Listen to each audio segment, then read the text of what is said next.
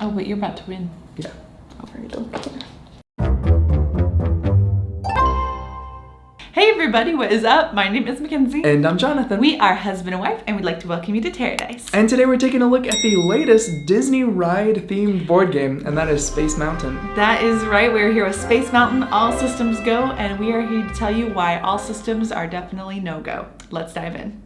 Alright, so maybe that started a little harsh, but here we are with a review of Space Mountain. So what exactly is going on in this game? Alright, so on the surface, essentially what you have is a push your luck, explore the galaxy, and collect places that you've been to complete missions.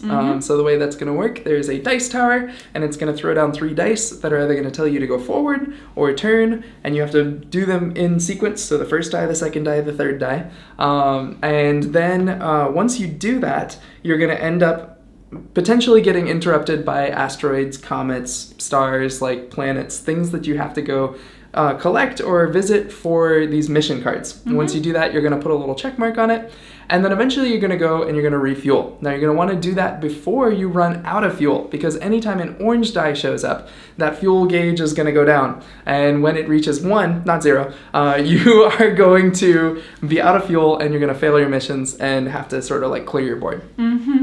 So I want to go into this saying that normally we come into, I think, Disney games with a very high expectation, because I think if you have a lot of material to work with, and so it should be really good. That going said, I'm also usually more tend to give lenience to things because I want to like it.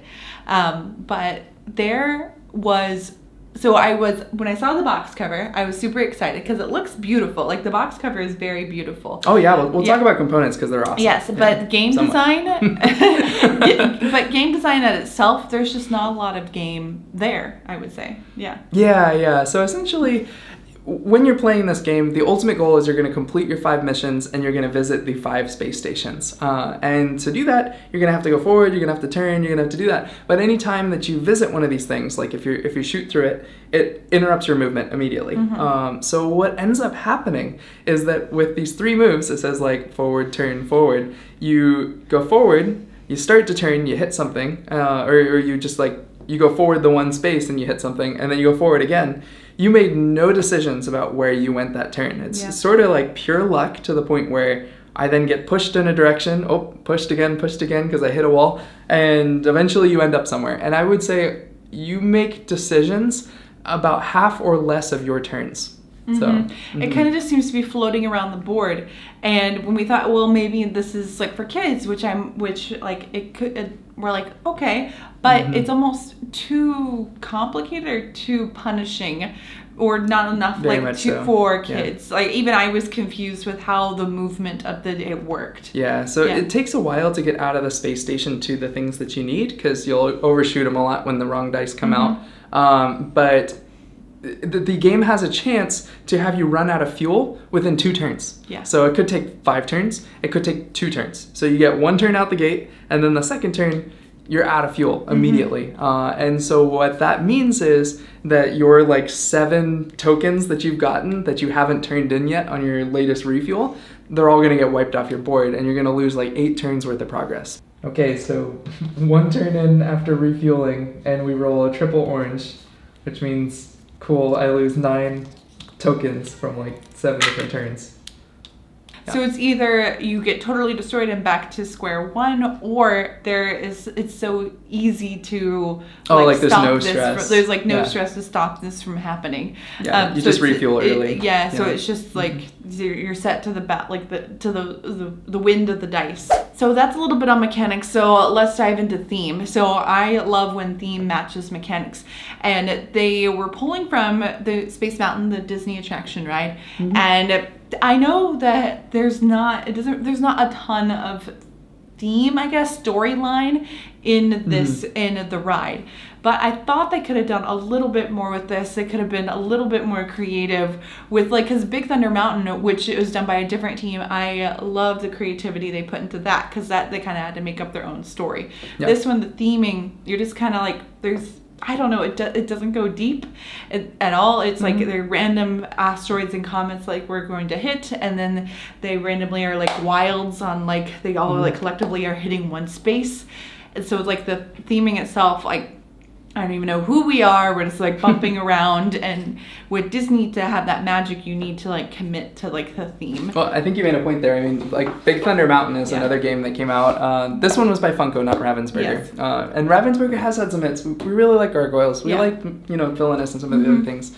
But in Big Thunder Mountain, they had also nothing to go off of. Yes. But they came up with this whole idea about a town and these docks and gold mining and all this, and they made it work. And I just didn't feel that same magic with Space Mountain. It did not feel, it didn't feel like anything was added to it. Mm-hmm. And I didn't even, I think they could have gotten so much better with like the mechanics even. Like I was thinking, I really thought it'd be fun if this was like I called it like a sling and right, where you're like launching, like instead of rolling right, you're like launching a little like little spaceship, and it lands like almost like pinball, and then you have to make the best out of that.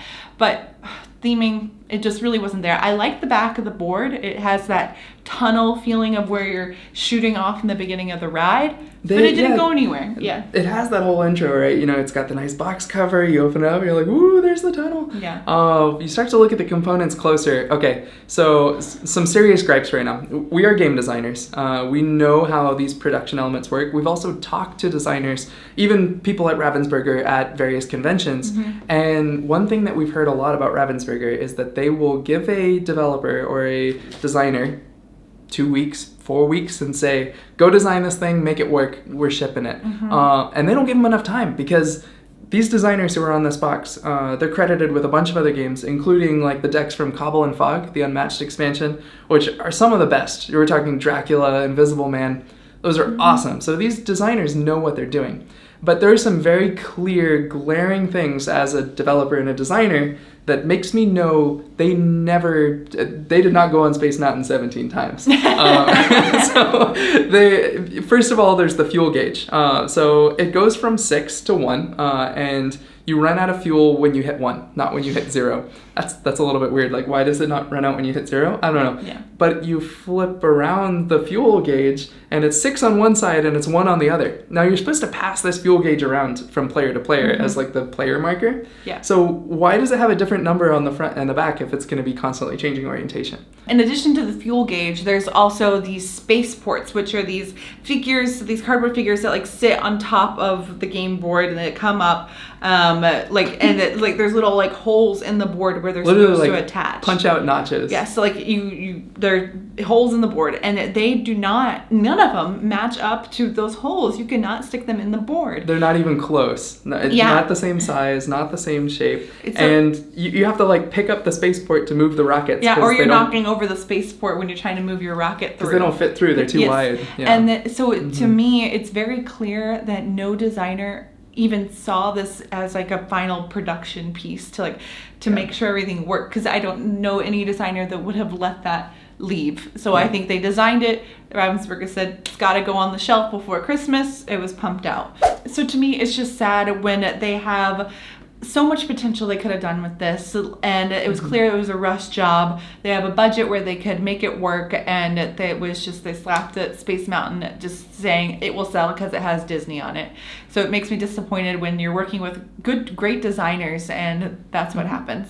So overall, in summary, for me at least, I felt like more than half the turns I didn't have a choice. It just kind of sent me in a direction, and I literally could make 0 decisions about where I was going. And I felt like the push your luck was either like, duh, I'm gonna push, or like, no way am I pushing, and then it just randomly would punish you out of nowhere when you hit that 2 and 6, 2 and 6, 2 and 6 chance, or 3 and 6 on the last one. But it had some positives. It was clear that at some point the direction was good. The dice tower, it looked sweet, it works. The component quality of the pieces was great for the price point, so Ravensburger still knows what they're doing on that front.